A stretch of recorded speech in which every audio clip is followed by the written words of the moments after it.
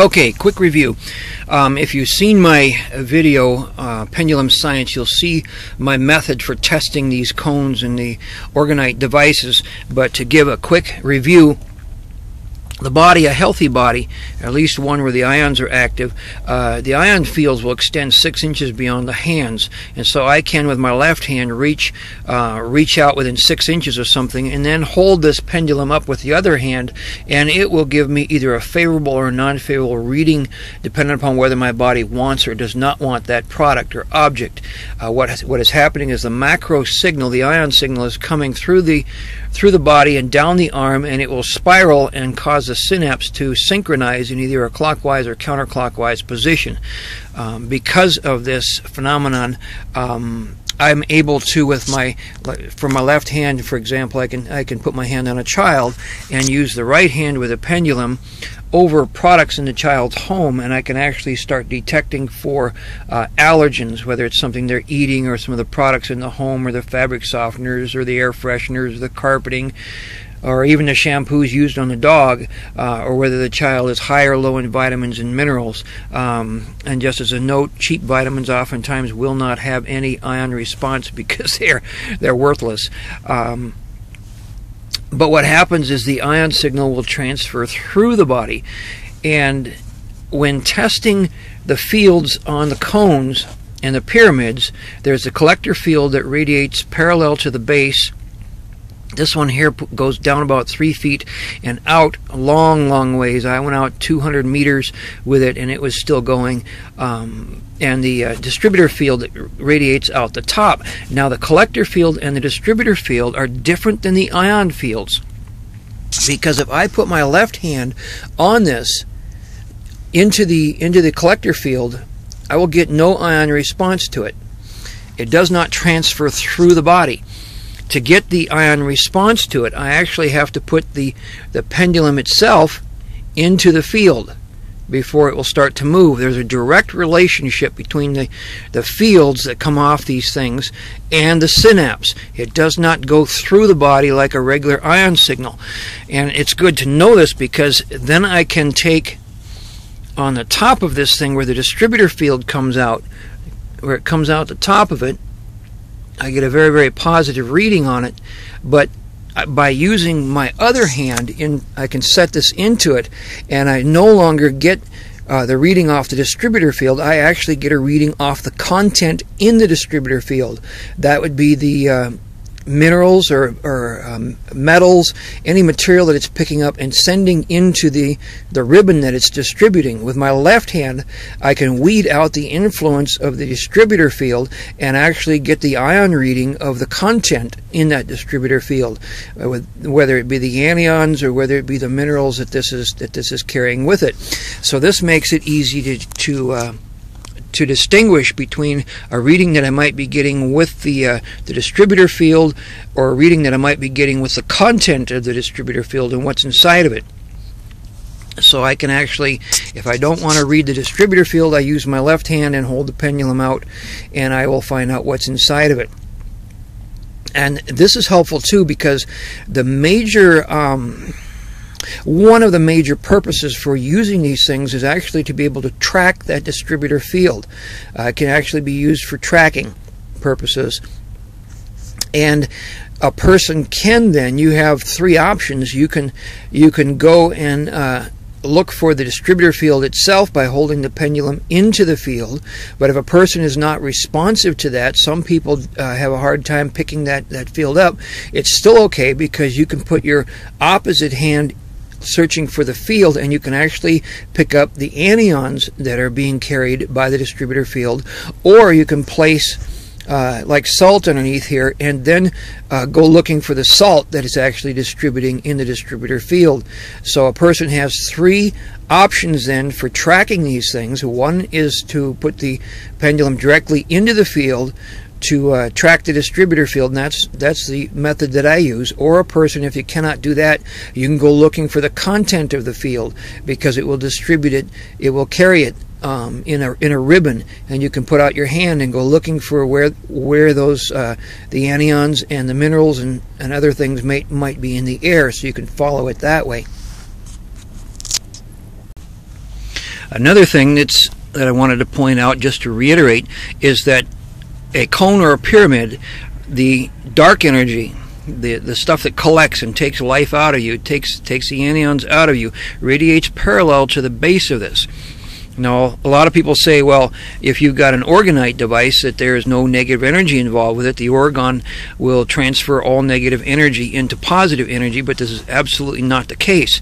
Because, first of all, this is orgonite. This is a composite material of metal and carbon, or high carbon content. The carbon in here is actually ground up royal oak charcoal, and it's put into resin and cast into a puck. This will produce the orgone, according to Wilhelm Reich and the others that have studied it. But what most people are doing is they're producing these beautiful, beautiful cones and pyramids, and they're putting in coils and crystals and calling that orgonite and saying there's orgone in there, and that's going to cancel out all negative energies. Well, first of all, there's no such thing as a beautiful, technically there's no such thing as a beautiful orgonite device, because orgonite looks like this. It's dark, it's ugly, it's brown, it's black.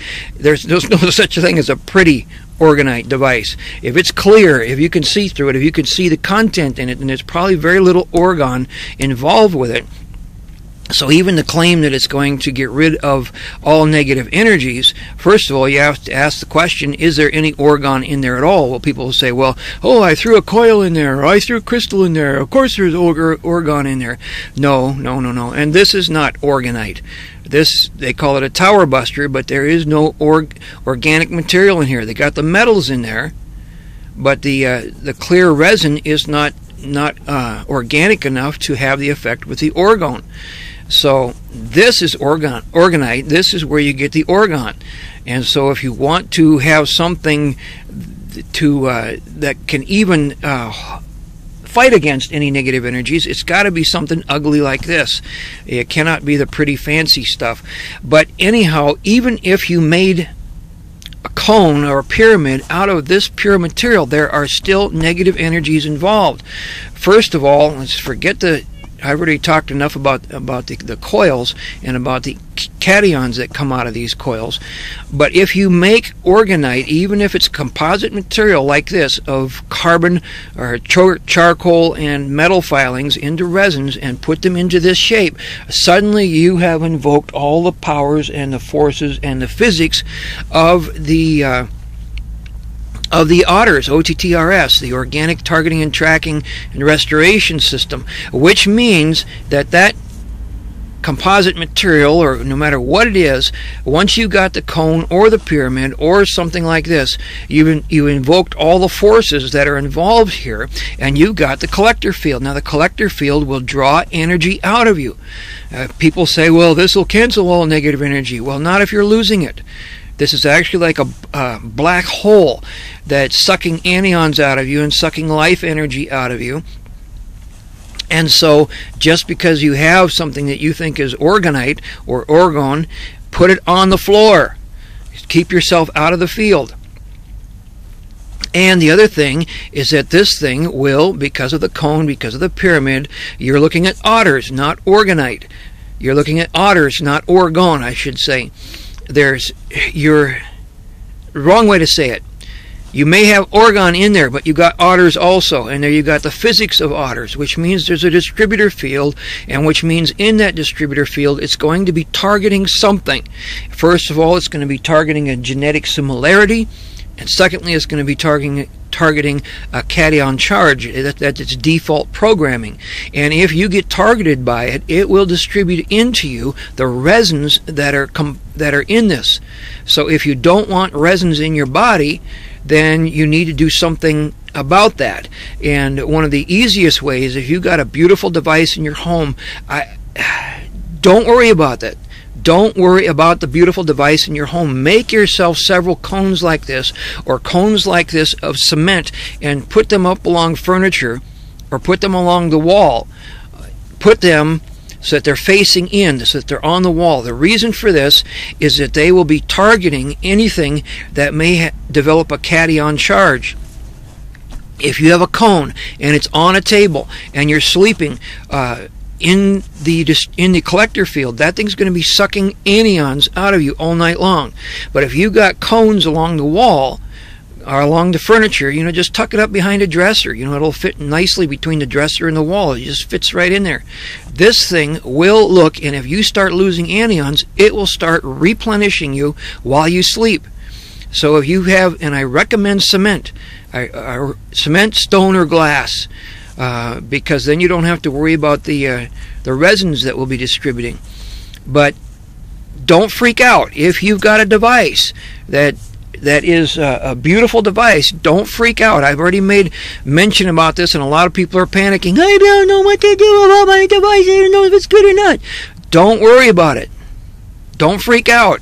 Just get yourself a bunch of these, put them along the wall, point them in. These things will target you, and if there's harm done by this, by sucking anions out of your body, these things will put the anions back into you.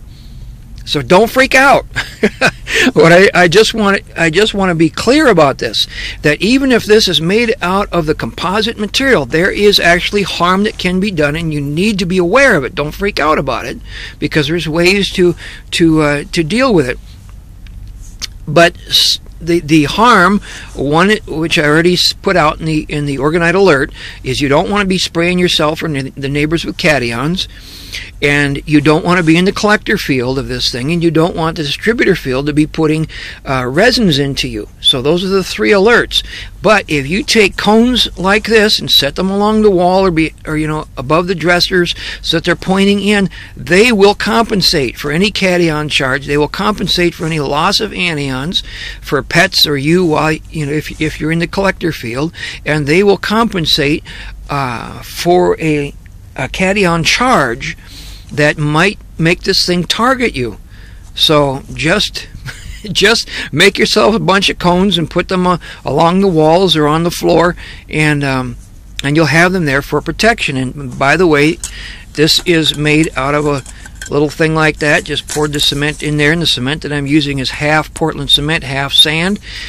Easy to make. This one here is actually a funnel with a marble in the bottom of it. Really easy to make. The most productive ones that I've made are actually this cup with these in there, because these replicate a stump, and I am researching the fact that they also replicate a woman's breast, and they also generate very, very, very well. But details, there is a world of difference between what right here, if you have a device like this, whether it's a pyramid or whether it's a cone, envision a glass right across here that goes on for long distance. There's a world of difference between what happens below that glass and what happens above it. Nothing that happens down here will transfer up here. This is a black hole that pulls energy into the center of this. And there's that glass.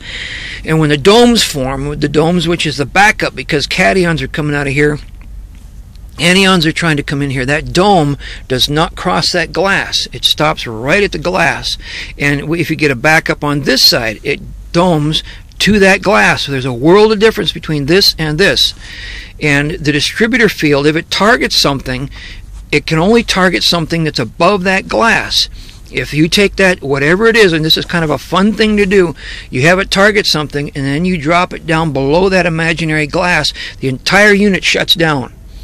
You lift it up, and it actually takes about 5 seconds for this thing to get fully charged and become active again. You lift it up, it fires. Put it down, it stops. Lift it up, 5 seconds, it's fully firing and targeting. Put it down, it stops. It is like flipping a switch. You can actually run this thing, control this thing. But one of the mysteries is that when this thing is targeting something, like let's say it's targeting here, and you put this down below that imaginary glass, it will shut down, but it will not pick up a different target. It will sit there and watch this. There is a large force that governs and monitors all of these, and it's a guidance system. It is incredible how vast and how knowledgeable it is. It's definitely a different dimension, but that guidance system will keep this relationship between this being the the targeter, and this being the target's head. Even if the unit's shut down, it will monitor this relationship, and if this gets moved, suddenly that will fire itself back up again and target this thing. Very, very, very fascinating. Okay, let me talk to you about shapes for a second here. The OTTRS forms when there is either an organic carbon material like charcoal on the ground. It will pick up the anion charge of the earth and will start to generate on its own. You get a puck like this, it will not generate OTTRS on its own, but if you put it by something that's generating an anion charge like this side of the coil, or by a battery, or placing this down into the dirt, it will start to generate then, and OTTRS will form. If you take a glass of water like this, it is tapered enough where it will self-generate on its own. The collector field, though, will form on the top. Distributor field will come out the bottom. You can actually get OTTRS to develop off something this simple, because OTTRS is ubiquitous. It's everywhere, and animals use it a lot in nature. I'll talk about that in a little bit. But as far as shapes are concerned, this shape here, because it's shaped like a diamond, will actually pick up EMF. It'll produce anions out the bottom, cations out the top. As we discussed before, the cations will cause a traffic jam of the anions trying to come in, so the efficiency of a cone or a pyramid is actually decreased by the intensity of the EMF signals. But if you go to a thing like this, which looks like a root of a tree, a stump, this does not reflect the EMF. And by the way, if you have curiosity, these markings on here, I had these taped together with electrical tape to cancel them out, because I was having computer problems with my truck and I thought there might be a relationship, so I canceled them out by putting them butt to butt here and then taped them up. That's what these markings are for. Let me get one here. It does not have those markings, so anybody's curious about it. But this shape here does not pick up the EMF. It does not produce the cation charge out here. It does not produce the EMF anion charge out of there. Therefore, this is more productive than that. Plus,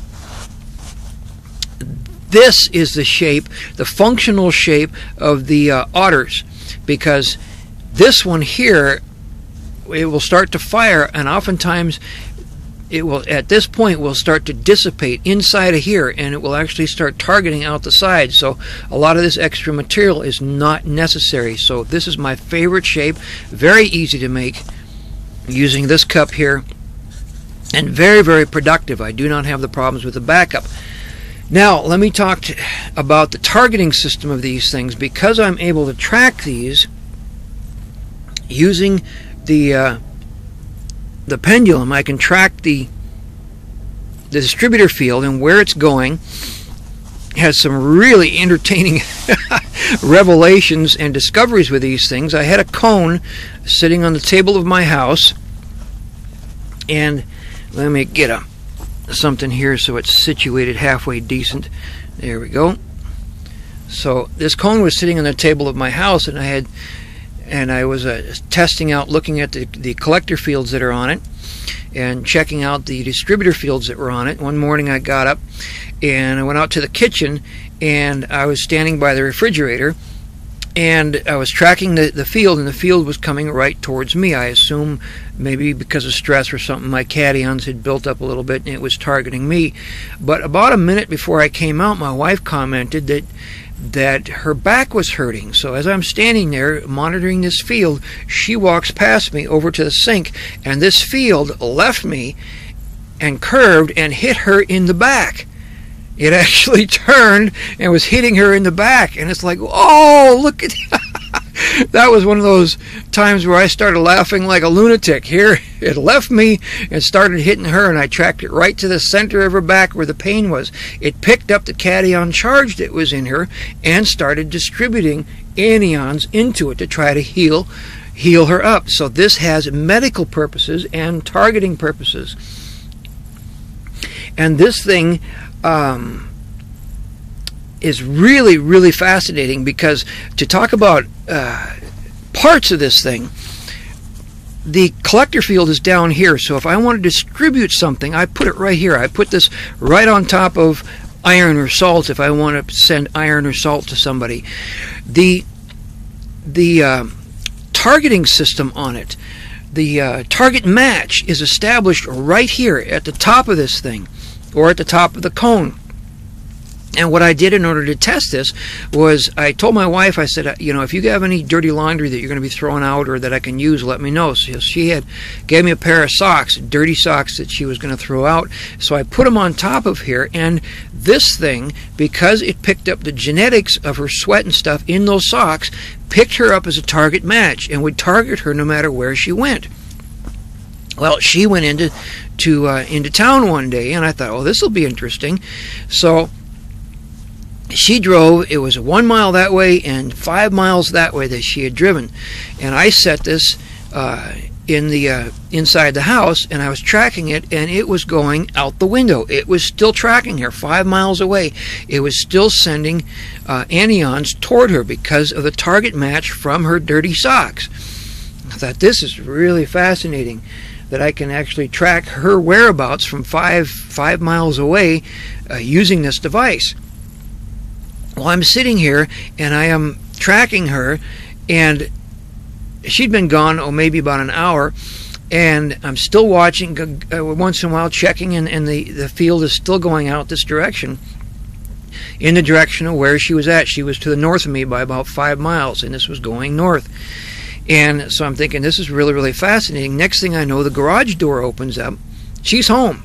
And this thing is still pointing north. I said, what in the world? She had come 5 miles back this way, 1 mile back this way, and this thing was still shooting north.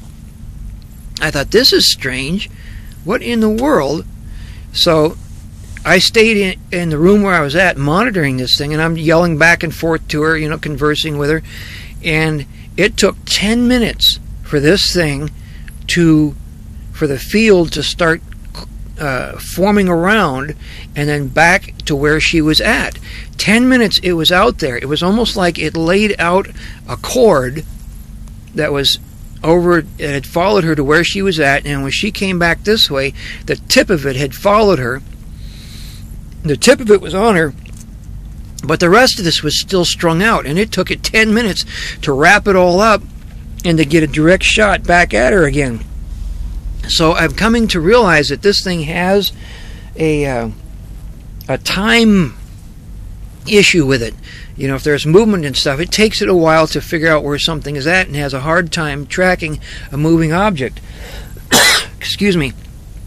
But the fact that it takes about 5 seconds for it to fire up, and the fact that it took it about 10 minutes to retract the field that was out there and to get a direct shot to her again, made me realize that there is a time lapse on this thing. And then another thing that was fascinating was, and I got to tell you that after we had that issue where she had commented her back hurt, and then when she went past me and this thing left me and targeted her, I wondered if there was a relationship between this thing targeting her and the fact that she had declared that her back was hurting, where there was actually it just raised a question in my head. Okay, so another day, I'm here in my truck, and I am 750 miles away from my wife. I've got the dirty socks on here. Now, just to make a layout, my truck, I had just parked it. I'm pointing this direction.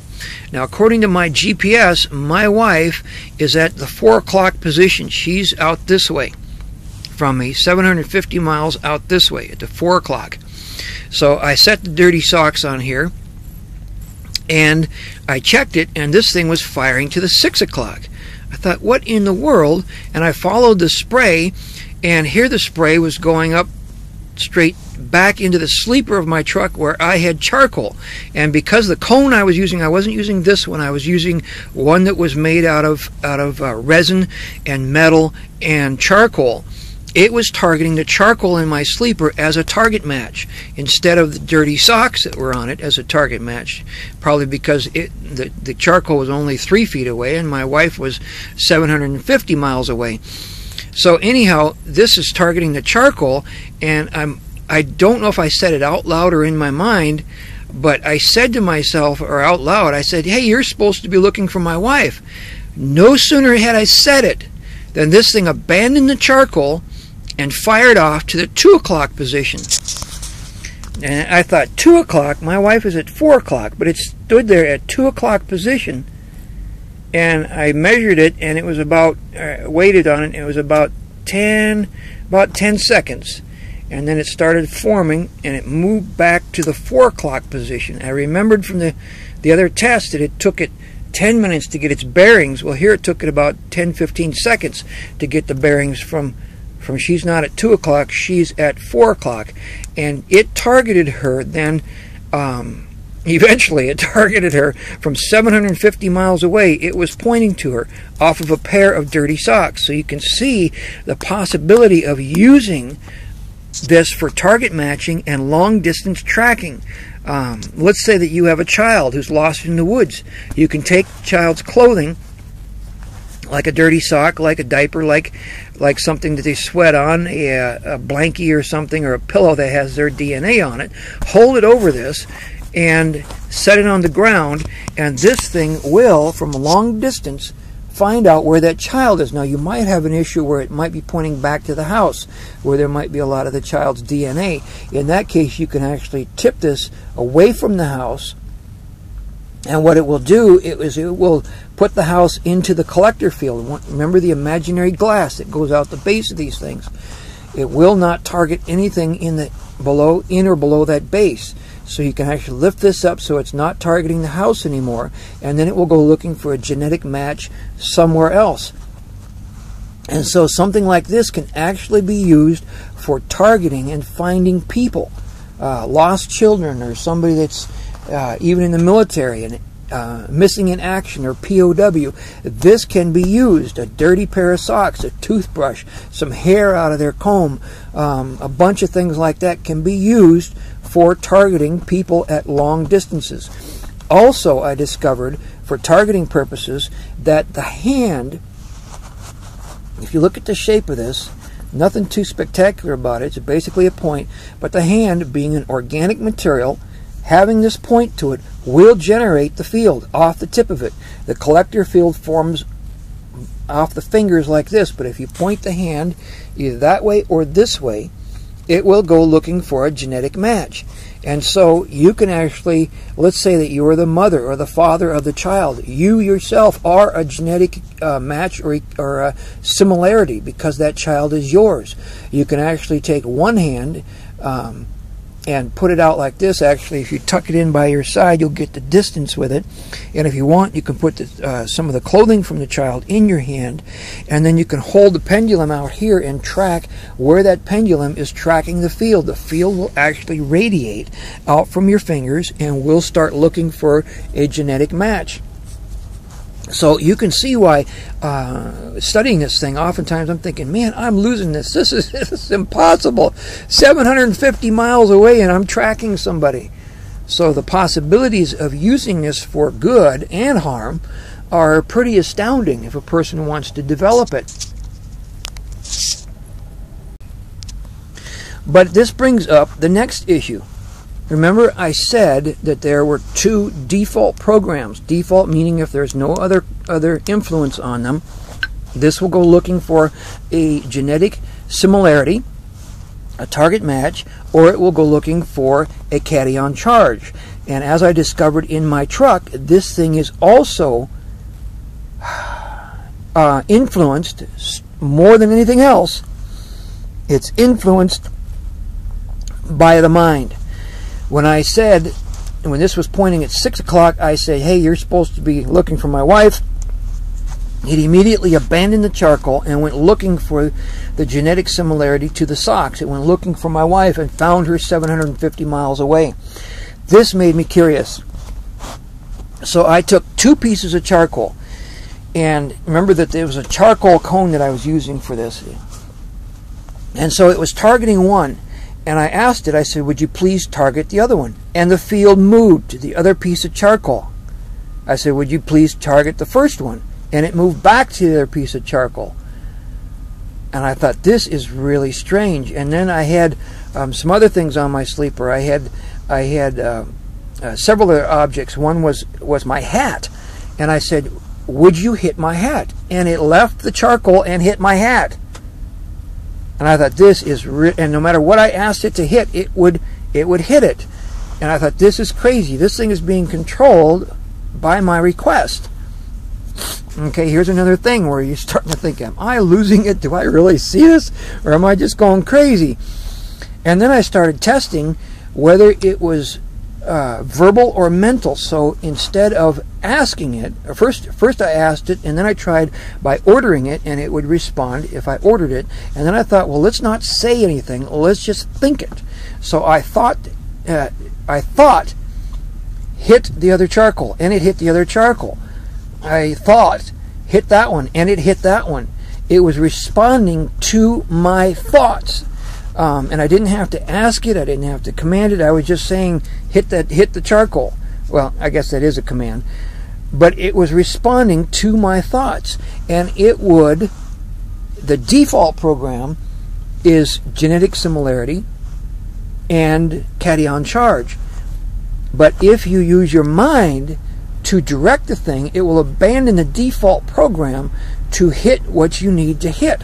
And so because of this, I've mentioned before that I keep myself ion neutral. One of the ways that I do this is I have cones on the floor around me at all times, and I have told them, I said, hit me.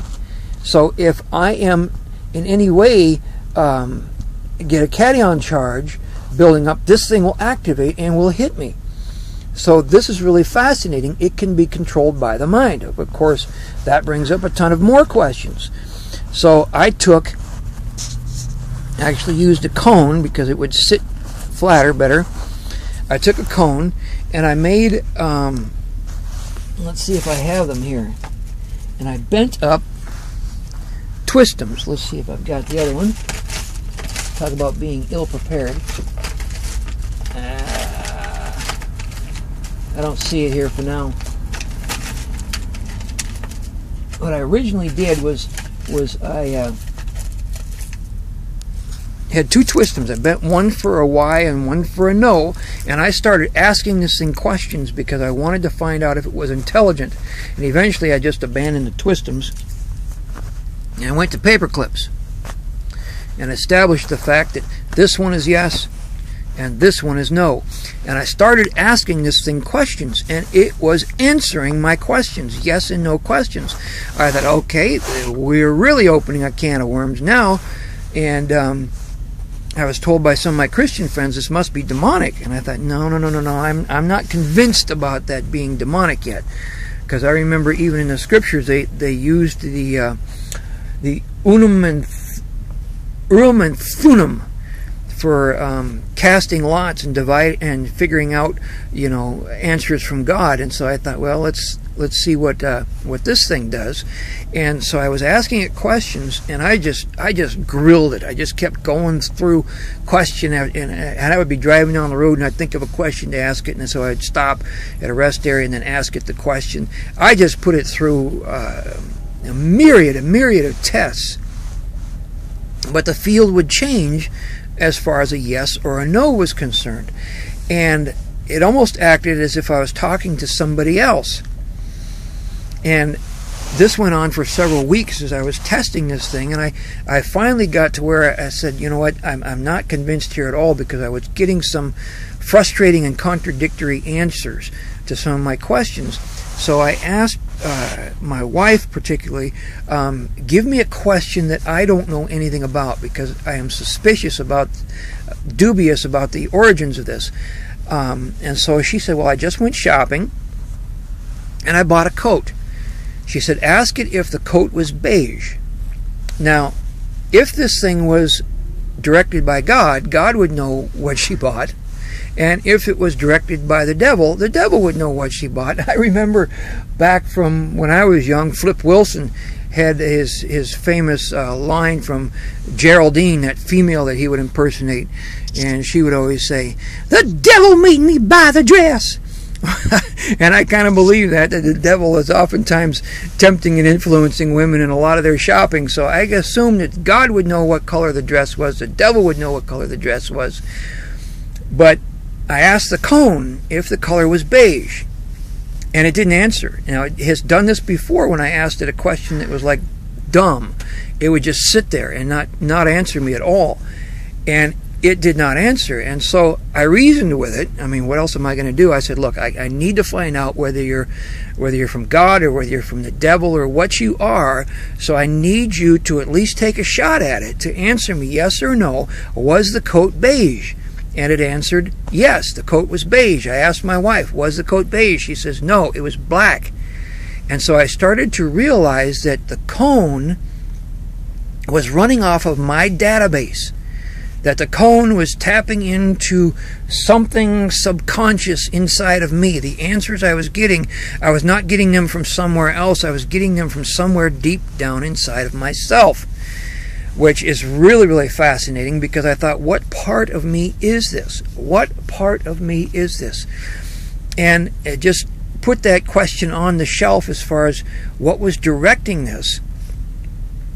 And thinking about, okay, there's something primordial, something instinctive, something subconscious inside of me that was causing this thing to change its targeting and direction, that was causing this thing to answer it. And I had no way of knowing how to proceed on it until I was studying the different shapes and how they appear in nature itself, because these things are ubiquitous. Take, for example, I tested my cat, and this field was forming off the nose of my cat and was going out. I tested this off my wife's breast. There was actually a field generating off of her breast. Predatory animals often have pointed noses. Now, I still have to test to see if this works underwater, because water has a different effect to specifically say if there is a pyramid or a cone. The collector field forms, if you set it on sand or bury it in sand, it forms at the base of this, not at the level of the sand. But if you set it in water, the collector field forms at the level of the water. So I still have to do underwater testing with this to see how this affects animals like sharks. But a friend of mine was telling me about a study that he heard somebody that was monitoring wolves in the Yukon. And this pack of wolves, one day the alpha female let out a howl and took off running through the woods, and the pack followed her, and she ran for 3 days and came upon a pack of muskox, and the pack attacked a herd of muskox, excuse me, and the pack attacked the babies of the muskox. Now, she was far enough away where there probably was no smell that she could pick up from them, but from the nose of a animal comes the otters. There's the nose, and there's a field that comes out of the nose and heads out toward targeting. Remember, the default is, number one, it's going to look for a genetic match or similarity. So if an animal is able to track that field, he can detect from a long distance away where a genetic equivalency is. Even for mating, he can find a mate using this even over large areas. Secondly, it's going to be looking for a cation charge. Now remember, a cation charge develops in something that is wounded. So if this is a predatory animal, and if he can detect the otters that's coming out, the distributor field that's coming out, and the reason that they can detect this is otters itself, remember, it picks up minerals, it picks up whatever's at the base here and sends it out in the field. So if this is the nose of a predatory animal, there is actually stuff in the blood of the animal that is going to end up in this field. And by the way, I tested from the target backwards, it does not work. Nothing from the target comes this way. I was curious if the smell would be found, but it does not go this way. It always goes out that way. But if the blood of the predatory animal particles are sent out in the distributor field, and if the guidance system picks up a cation charge from a wounded animal, the field will change. And if this animal is picking up, okay, my pack is over here, my pack is over here, I know they're over here, it's picking this up, and suddenly the field shifts and goes off into this direction. If it's a sudden change, then either something suddenly appeared that's a genetic match, which is pretty unlikely, or there's a cation charge out here, which means there's a wounded animal. There's something wounded, which means this is easy prey. Now, if the blood of the predatory animal is in the spray, he can smell this then in the air. And because it has a slow movement, as I talked about, that 10 minutes to retract, this stuff is in the air, and he can actually follow that scent to the injured animal. And this would explain why that with the birth of the muskox, the wolf could probably pick up the cation charge from the mother or from the delivery itself, or in the basic instinct of an animal. There might be enough subconscious or cognitive, I don't know how an animal thinks, but there might be enough in the brain of an animal to affect the charge, to affect the guidance system. I was able, using a cone, to give it basic commands, and it would tap into my subconscious and give me answers. If it can tap into the subconscious, if there is a subconscious to an animal, the very instinct of the animal could guide where that field is. The animal, a predatory animal, could get a hankering for muskox, and the guidance system would find it muskox, even if that was 1,000 miles away. Because I still have to do the underwater testing, I am not sure of this, but people talk about how sharks can detect chum and other things in the water from a long distance, and they thought about maybe the smell. But it could be too that when there is chum in the water, that there's actually, from the slicing of it, there's a cation charge, and the shark swimming along, monitoring where the other sharks are, suddenly picks up this change of signal. It goes swimming off there to figure out what in the world this sudden change was, and then it gets close enough where it can actually smell it. A fish, for example, when it gets the instinct for spawning, it's possible that the instinct of a fish is strong enough to affect the guidance system, and the guidance system from thousands of miles away will put that smell into the water as to where its spawning bed is, because a fish, when it spawns in a river, the minerals from that river are in the bones of that fish, because it was developed as a guppy in that fish. The minerals specifically for that river are in the bones of the fish. So when it looks for a genetic equivalent, the genetic equivalent to the bones of that fish are up that river. And so a genetic equivalent, if it's spawning time, would direct that fish, and I still have to double check this for the underwater testing, could direct that fish from thousands of miles away back to its spawning beds. So this is really fascinating. But one of the things that I find here is, because this is active in animals, and it could also be working with birds for how their migration, the system for guiding birds using the migratory system.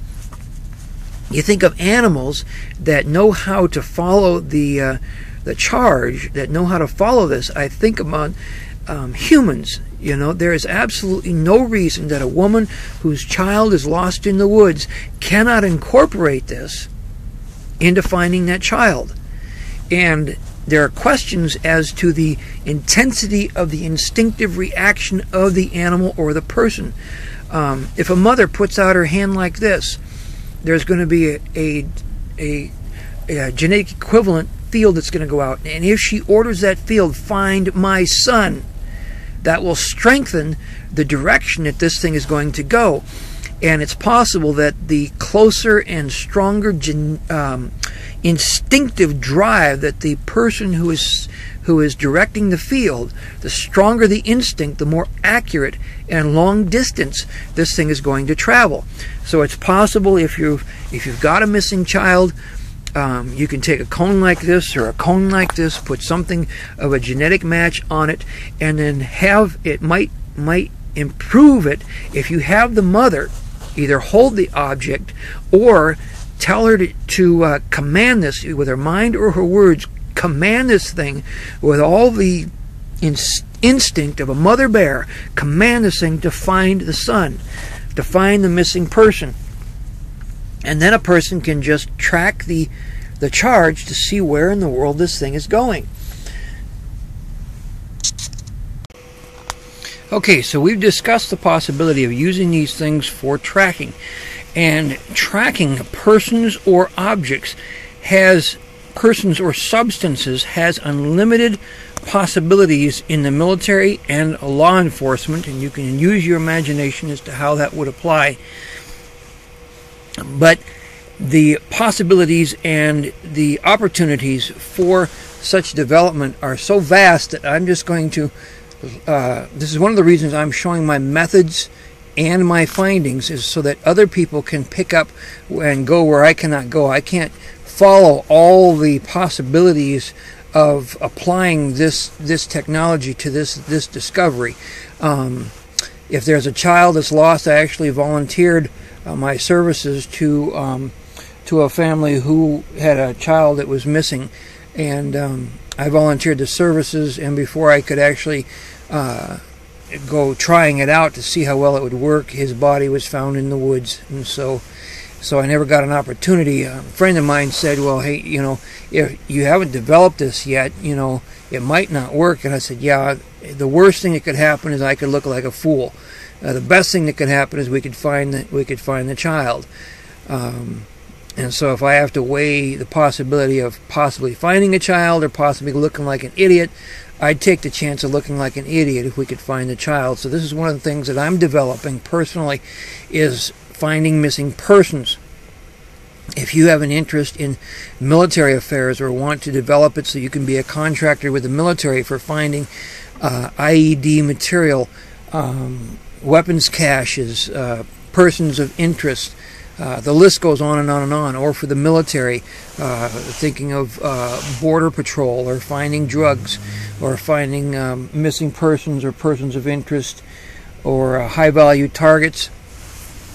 Or even if you have a case, if you want to be contracting with law enforcement, a woman gets raped and somebody leaves DNA behind, that DNA can provide a target match. All a person needs to do for developing any of these is to cleanse the body so that the ion fields are active, so that you can use a pendulum, and then develop using the proper target match for what you're after, and the proper cognitive command to make the thing go after what you're going for. It has to be something the person has to develop, but the possibilities and the potential is there for developing it into a service and into a talent that can actually be contracted out or developed for the military or for the law enforcement.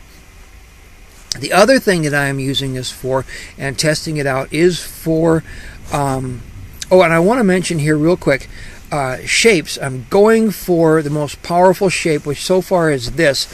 When you're doing the tracking, it does not appear that the shape is so critical, because a person can even use their hand for the tracking, because all you need to do is you need to be able to send a signal out. You need to be able to track the field about 10 feet. And how this works with tracking is a thing called triangulation. Okay, let's say that you're looking for a child that's lost in the woods. If you hold your hand out here and you've got something of the child's clothing in your hands, you find out where the field is going. And let's say it's going out that way. Well, you get out a map and you draw a line in the map as far as where it's going, but you don't head that way. You head that way because you're going to try to triangulate coordinates. So you head that way, depending upon how. You go that way for a while, and then you do the same thing. And then you check to see where the line is and draw it on the map, because you're going to get a line here, you're going to get a line here. Eventually they're going to meet. That's where you want to head. If you just start heading down this line here, you don't know how far to go. But if you triangulate here and you take the two lines and find out where they intersect, that's where you head to get your next bearing, to figure out what's going on. So this is how you do the tracking, whether you're looking for persons or whether you're looking for substances. But the possibility of tracking, it goes on to even things like prospecting. People run around all the time with metal detectors. Well, why not just take a gold ring in your hand or put it on your finger and hold it out and find out where this this field is going. Where is it finding a genetic or a match, a target match for that ring? It's quite likely with the right target match and the right cognitive prompting that you may be able to find buried treasure with it. It's something that a person needs to look into. But the other thing that I'm looking for is to use this in medical purposes. Okay, so for tracking, you don't need a high output unit. You can even use your hand, track at 10 feet just to get your direction and then do your coordinates. But for medical purposes, I want to try to get the most powerful unit I can, and the reason being is when the targeting, it does the targeting, it usually will leave only one device will hit the target. This and this will not pick on the same target. Once one hits it, the other one will leave it alone.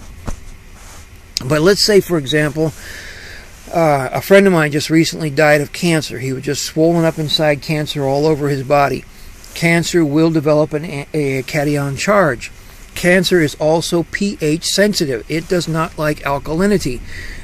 Researchers say that if you have get your body up to a pH of 7.4, cancer cannot grow in your body. And if you have problems with cancer, you bump your pH up to an 8, and all cancer will die out of your body. It is pH sensitive.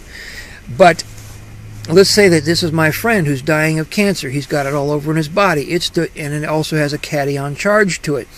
I can take some of his clothing, a pair of dirty socks or something, and this will then target into him an anion charge that tends to alkalinize.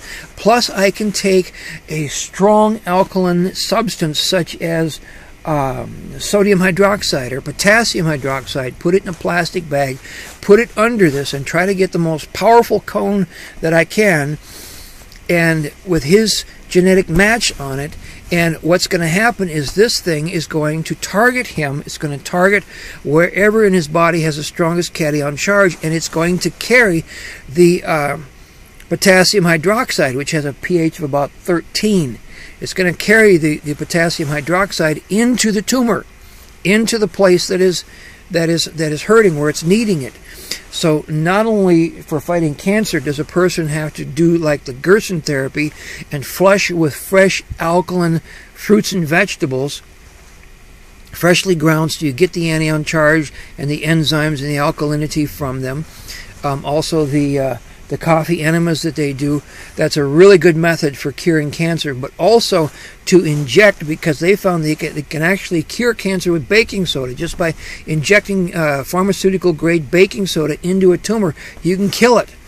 Well, what about if you injected it with lye, sodium hydroxide, potassium hydroxide, and use this to do it, because the particles of the sodium hydroxide will go into wherever the cation charge is. So I am testing this to see what is the possibilities for it.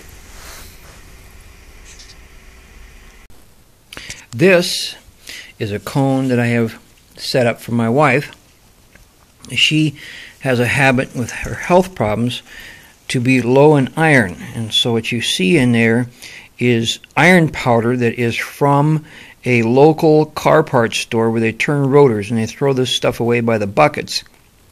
She also tends to be low in chromium, and so I took 2 tablets of chromium and broke them and put them inside there. And you see those bars, that is actually small thin plates of zinc, and those are also in there.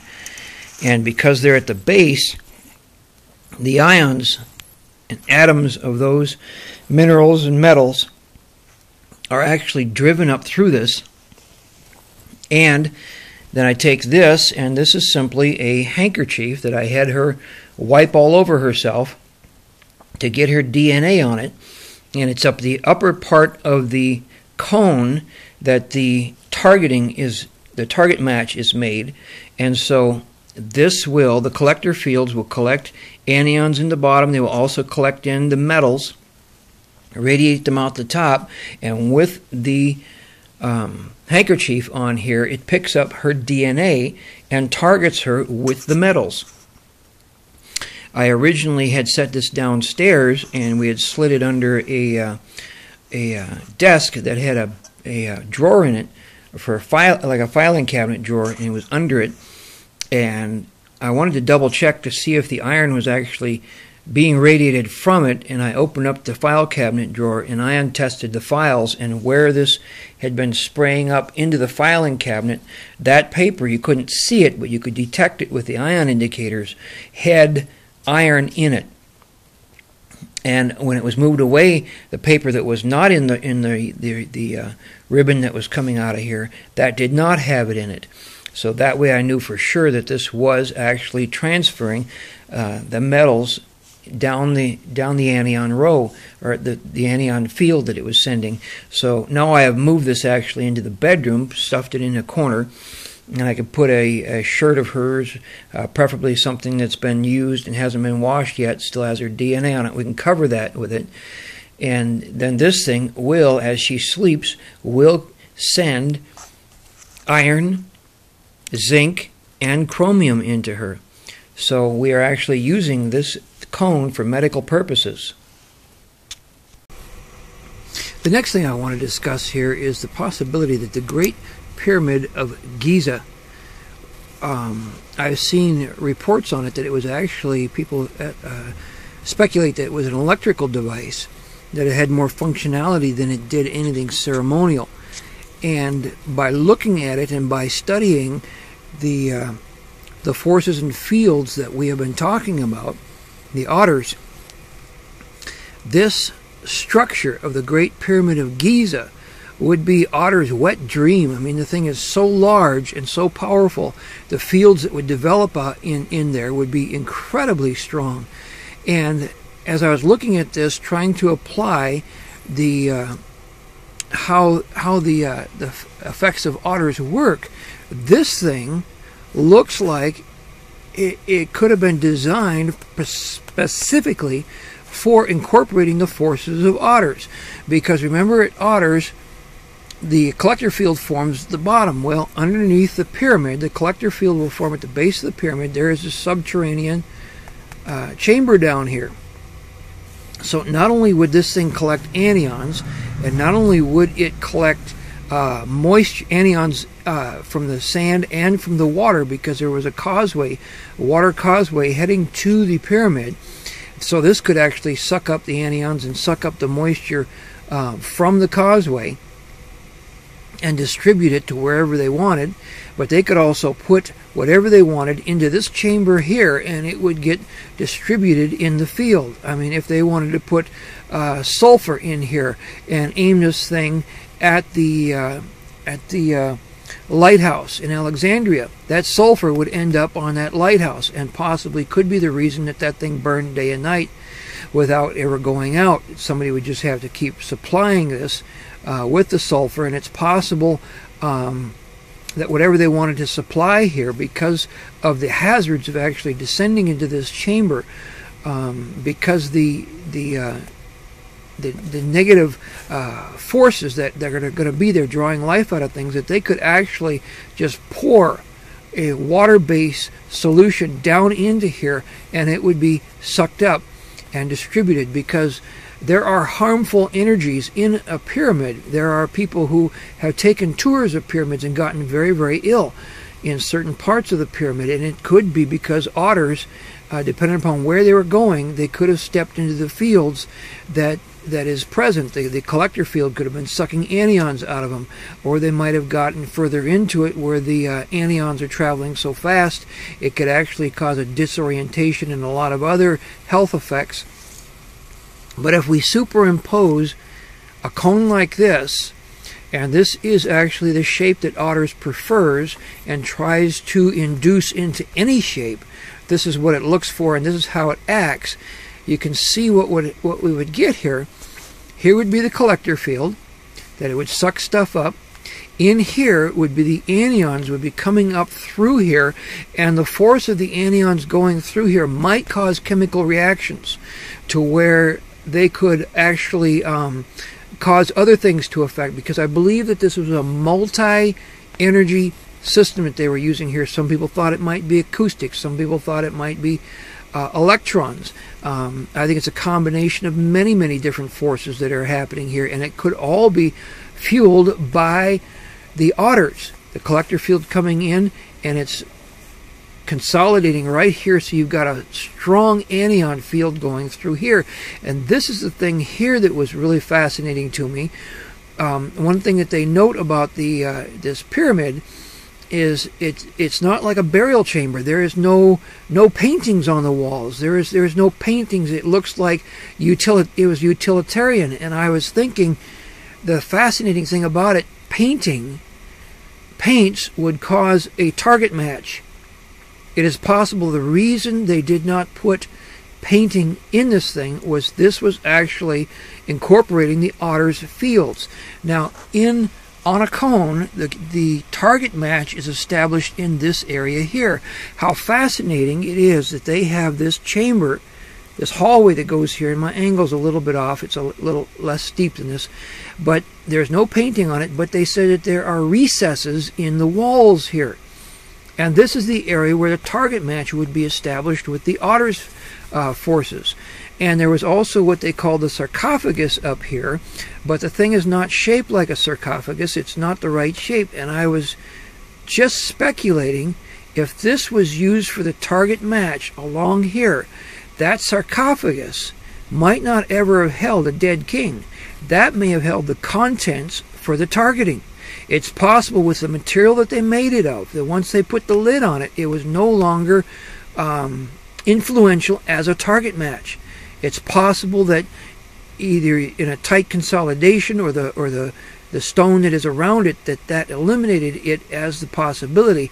So whoever was driving this thing, whoever was coordinating this thing, whatever they put down here that they wanted to send, they would take a target match out of that sarcophagus and line it up in the niches that were down this hallway here, and that would give it a target match. And whatever was here, along with the anions, whatever they put in here, along with whatever they were doing in here, because whatever chemical reactions were occurring in here would also be taken up in the anion targeting device and distributed it to its target. Remember, this is a singular distribution system.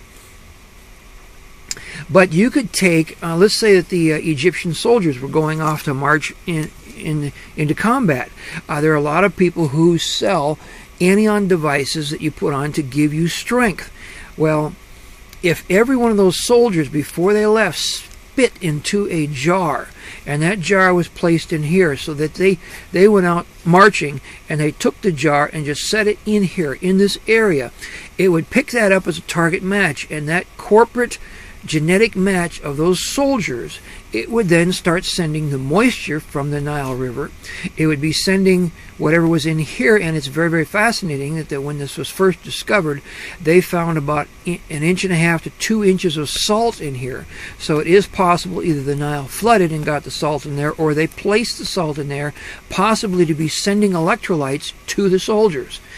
So what would happen then, if they were targeting their soldiers, they could send moisture to them, they could send electrolytes to them, they could send whatever they were having a chemical reaction into here with them, and these things and the anions would also be distributed to them to give them extra energy for the march. This could also be used for ships at sea. You may be having problems with scurvy. Well, let's put something with vitamin C on there, and let's take out of this box something that is a genetic equivalent to something on that ship. It's possible that they may have sent the ships out with a box of genetic equivalents. It could be jewels, it could be stones, it could be some genetic targeting thing that they would set out here, and so they would place down here what they wanted to send to them, place out here the target match, and this thing would distribute it then to them. It's also interesting that this is a pyramid complex, and part of the reason that's fascinating here is because when you are running this thing there, you don't want to be in here when this thing is running, because the anions and the collector fields, the distributor fields are so powerful they can harm you. But if you have somebody, and you've got other pyramids nearby, you can have somebody direct this pyramid to hit this one, When this pyramid is directed to hit this one will shut down. The workers can then go in, they can change the target match, they can change whatever they want to change here. If they've been doing electroplating or something else in here, they can change this out. And then once they're done doing all their manual work in here, somebody can trigger this just by thinking it, or using a cognitive influence, or there may be a target match system in there. They can have this target something else as soon as this. I'm going to put a pyramid behind here so you know what I'm pointing at. I see this in my mind. Let's just put one back in here. Okay, as soon as this pyramid quits targeting this pyramid, this one will fire back up again. It will pick up the new target match. It will send the new materials or whatever this is here, and all this stuff will be going to the target wherever it sends it. One of these pyramids might be dedicated to the Lighthouse of Alexandria. One of these pyramids might be dedicated simply to turning this thing on and off so the workers can come in and replenish this whole thing. But it was very, very fascinating to look at this cone over this shape and to see, yes, there's the collector field.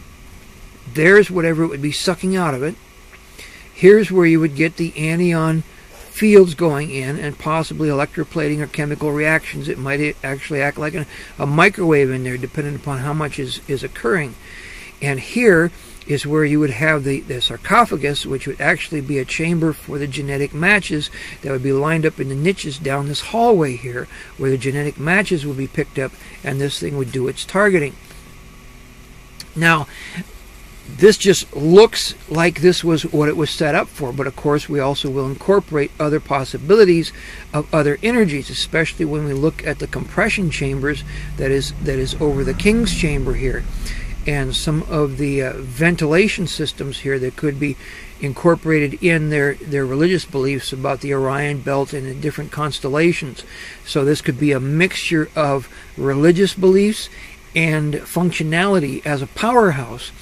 And there also comes the possibility, and this is just remote, but it's something to I thought about and laughed about and said I wouldn't doubt that this is also a possibility. The power of the Egyptian empire waned about the time that the Israelites were set free from captivity and went wandering around in the desert for 40 years. And also that the Egyptian army had a little bit of a spill into the Red Sea. That was about when the Egyptians started losing their power. These cones and pyramids, remember, they're first looking for a genetic match, which could be established here. Next, they're looking for a cation charge. But they can be superseded by the power of the mind. Now, in quantum physics, they talk about all things are sustained by a very, very high frequency, which John Worrell Keeley, back at the turn of the century, described as the power of thought, and it's described as the divine matrix. People thinking that it's the mind of God, that when God said let there be light, that it wasn't something that he said, it was something that he thought, and by the power of his thinking created the frequencies to which the particles and all atoms and everything became that. So there's this divine matrix, the thought of God that holds everything into its shape. Well, that very thought of God being that strong, let's say the Israelites across the Red Sea, they've gone out into the desert. They're wandering around for 40 years. That mind that is creating the divine matrix, what if it said to those pyramids that over those Israelites there would be a cloud by day and a fire by night? To all the pyramids on the pyramid plateau, the Giza plateau, fire by day, or cloud by day, fire by night, and that this thing, being driven by the mind of God, would be sucking up the Nile River and sending it into the atmosphere above the Israelis, it causing a cloud to form above them, which would actually be from the Nile River itself. And then at nighttime, when they didn't need the cloud, these things would be firing. And all of them together, firing the anions into them, would create what looked like a fire, a flame, an anion flame. And there's a possibility, too, that there may be chemical reactions of all these things coming into that area. But imagine if you're the mighty Egyptian empire and you lose your slaves, and then for 40 years somebody hijacks your pyramids. And the power and efficiency of them. No longer does the lighthouse of Alexandria light up. Everything for 40 years, somebody hijacks this thing. Imagine that would do to your prestige, losing your slaves, losing a bunch of your soldiers, and losing the power of your pyramids. I wouldn't put it past God to do that. That just seems like a fast way to bring down a kingdom, is when you hijack their technology and the thing that gives them so much power. But anyhow, a lot of stuff to think about here, and thank you for listening.